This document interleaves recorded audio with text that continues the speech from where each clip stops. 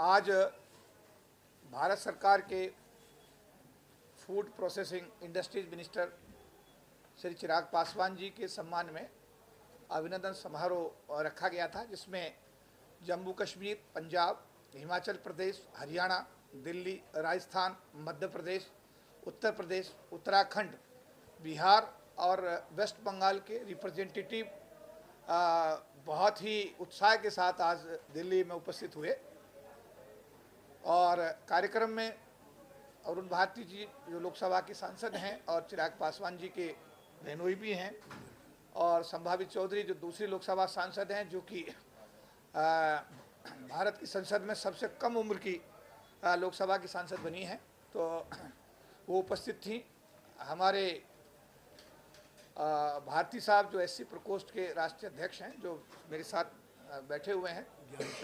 इसके बाद में ज्ञानचंद गौतम जी, और उसके बाद में एससी प्रकोष्ठ के हमारे जो मतलब माइनॉरिटी सेल के जो हमारे अध्यक्ष हैं वो भी उपस्थित रहे, और आसिम खान साहब, और युवा प्रकोष्ठ के जो हमारे अध्यक्ष हैं प्रणव जी ने भी आज शिरकत की। लेकिन आज लोकसभा में लोकसभा स्पीकर के अविश्वास प्रस्ताव पर बहस चलते और उसके बाद प्रधानमंत्री जी द्वारा अपने कैबिनेट के सभी मंत्रियों को अकस्मात बुलाए जाने के कारण चिराग पासवान जी की आज उपस्थिति नहीं हो पाई। लेकिन बहुत जल्द ही वो हमारे सभी साथियों से प्रेम भेंट करेंगे, मुलाकात करेंगे, और उन्होंने अपनी पूरी सद्भावना, अपनी स्वेच्छा अपने दोनों सांसदों के माध्यम से और जो हमारे 3 प्रकोष्ठ के अध्यक्ष आए उनके माध्यम से समाज के सम्मुख प्रस्तुत की है, और समाज से अपील की है कि ये पार्टी रामविलास पासवान जी, जिनका पूरा इतिहास बाबा साहब मिशन के लिए समर्पित रहा है, करीब 5 दशक तक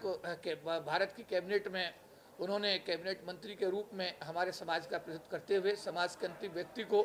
न्याय देने की कोशिश की है। और जो नारा उनका था कि मैं हर उस घर में चिराग दिया जलाने चला हूं जिसमें अंधेरा है, वो आज भी उसका संकल्प दोहराया गया है। चिराग पासवान जी के नेतृत्व में अभी पिछले दिनों में जो लोकसभा का चुनाव हुआ उसमें 5 सांसद चुने गए, जिसमें 3 हमारे अनुसूचित जाति समाज से हैं और 2 सामान्य जाति से हैं। 19 विधायक अभी जो विधानसभा का चुनाव हुआ उसमें चुने गए हैं बिहार से, जिसमें एक हमारे सांसद, हमारे जो विधायक हैं उनको कैबिनेट मंत्री अनुसूचित जाति समाज से बनाया गया, और एससी आयोग का, राष्ट्रीय आयोग का जो चेयरमैन है वो भी बिहार का हमारे अनुसूचित जाति समाज से बिलोंग करते हैं, हमारी लोक जनशक्ति पार्टी से बिलोंग करते हैं। तो आज सभी ने आज बड़े जोश खरोश के साथ में इस अभिनंदन समारोह भाग लिया, और सभी ने संकल्प लिया कि आने वाले दिनों में हम सब लोग बाबा साहब का सपना, रामविलास पासवान जी का सपना, चिराग पासवान जी के माध्यम से हम उसको पूरा करेंगे। और आने वाले दिनों में लोक जनशक्ति पार्टी को, जो रामविलास पासवान उसमें नाम है, लोक जनशक्ति पार्टी रामविलास को पूरे देश में मजबूत करने का काम करेंगे।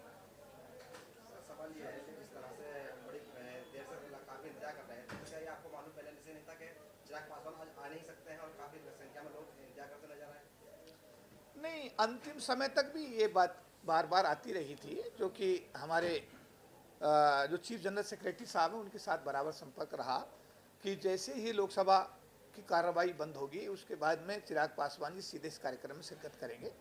लेकिन अचानक ही प्रधानमंत्री जी के द्वारा सभी मंत्रियों को बुलाए जाने के कारण उनकी उपस्थिति नहीं हो पाई, और उसको अरुण भारती साहब जो पार्टी के वरिष्ठ पदाधिकारी भी हैं, सांसद भी हैं, उन्होंने समाज के सम्मुख उन्होंने खेद भी व्यक्त किया। उन्होंने 2-3 बार खेद व्यक्त किया कि पूरा समाज जम्मू कश्मीर से लेकर के राजस्थान तक का और वेस्ट बंगाल से लेकर के बिहार तक के लोग यहाँ पर आए आज,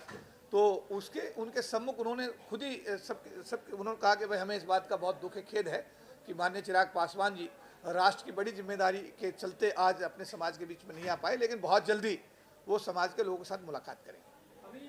उत्तर प्रदेश और पंजाब में चुनाव नजदीक है, ऐसे में आप उत्तर प्रदेश के रामविलास पासवान पार्टी है, आप ज्वाइन कर रहे हैं एनजेपी रामविलास,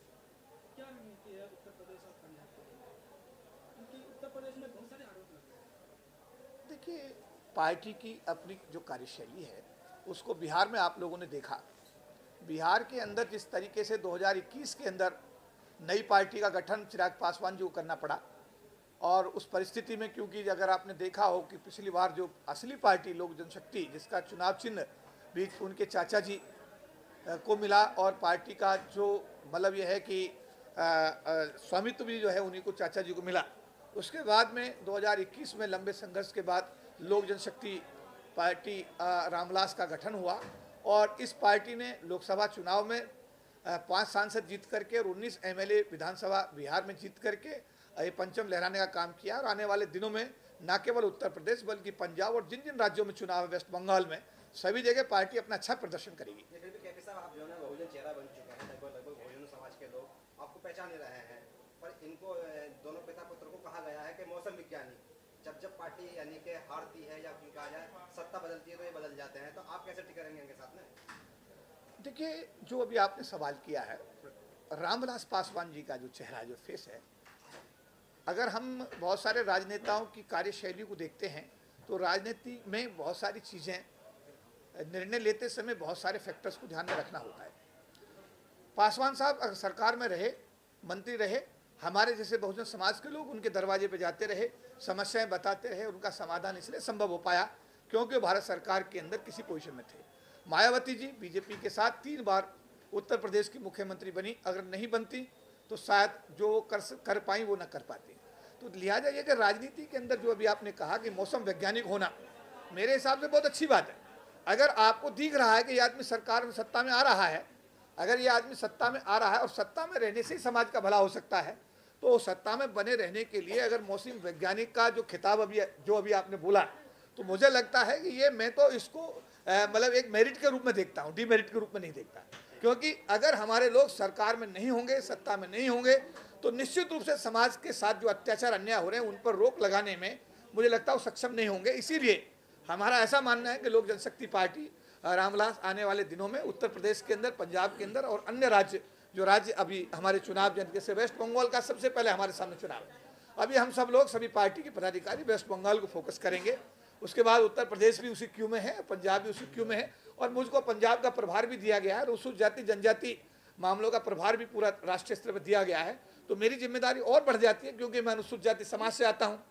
अनुसूचित जाति जनजाति समाज का पिछले करीब 40 साल यानी 4 दशक से मैं एक प्रतिनिधि के रूप में कार्य भी देख रहा हूँ। अभी इन्होंने बोला कि जो मौसम वैज्ञानिक, उनको माननीय स्वर्गीय रामविलास जी को मौसम वैज्ञानिक बोला जाता था, तो क्या है मौसम वैज्ञानिक एनडीए के साथ अगर उत्तर प्रदेश में आएंगे तो उत्तर प्रदेश में बीजेपी को सीट देगी या इस पे क्या? देखिए, ये गठबंधन का एक धर्म होता है कि जब गठबंधन हमारा बिहार में है तो हमारा गठबंधन दिल्ली में भी हुआ, दिल्ली में भी हमें देवली विधानसभा 1 सीट मिली। इसके साथ हमारा गठबंधन वेस्ट बंगाल में, वहाँ भी हम लोग लोकसभा विधानसभा लड़ने जा रहे हैं। साथ साथ हम लोग झारखंड में भी हमारा हिस्सेदारी है। यूपी में कितनी सीटों की मांग रहे हैं? देखिए, ये पार्टी का नेतृत्व है। मैं अभी, आप ये कह सकते हैं कि मुझे अभी जुम्मा 4 दिन पार्टी ज्वाइन किए हुए हैं। अभी तो मैं राष्ट्रीय महासचिव बनाया गया हूँ, अभी मैं कई सही मायनों में तो राष्ट्रीय महासचिव की भूमिका में आया भी नहीं हूँ। तो ये सवाल का जवाब मेरे राष्ट्रीय अध्यक्ष देंगे, वो तो ज़्यादा उचित रहेगा। आने वाले दिनों में जब मेरी पार्टी के अंदर उपयोगिता बढ़ेगी और पार्टी में मेरा इन्वॉल्वमेंट बढ़ेगा, तो हो सकता है कि आगे आने वाली जो वार्ता होगी मैं आपके सवाल का जवाब दे पाऊँ। लेकिन इस समय तो इस सवाल का जवाब देने के लिए मैं सक्षम नहीं हूँ और इसका जवाब देने के लिए हमारे राष्ट्रीय अध्यक्ष चिराग पासवान जी सक्षम है।